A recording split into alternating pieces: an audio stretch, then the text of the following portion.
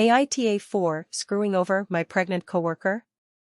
I work for a small business in a department that only consists of my coworker, Debbie, and I.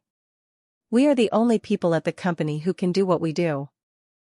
Debbie recently revealed to our employer that she is expecting a baby January of next year and that her pregnancy is considered high risk.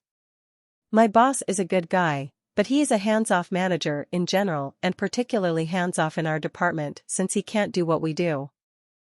His response to Debbie's news was that the two of us need to work out coverage for doctor's appointments and maternity leave. Normally, I'm an accommodating person and wouldn't mind carrying extra weight for a pregnant coworker, but I strongly dislike Debbie.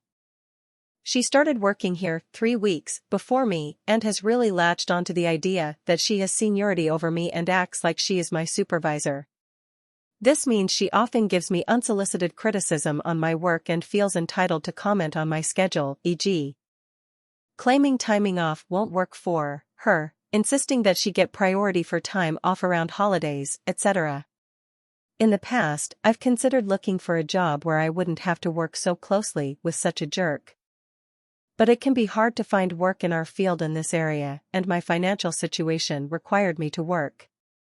The issue with Debbie never caused a big problem, so I stuck it out.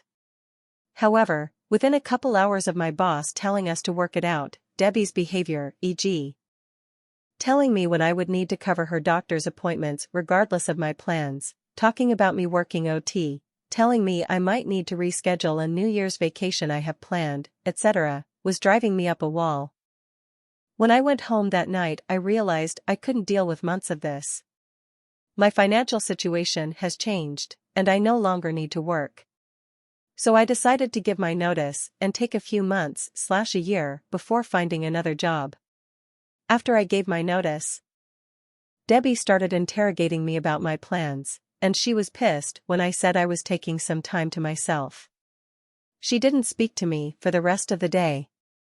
When I shared this story with friends, they all thought I was a jerk putting Debbie in this position to avoid a few months of inconvenience.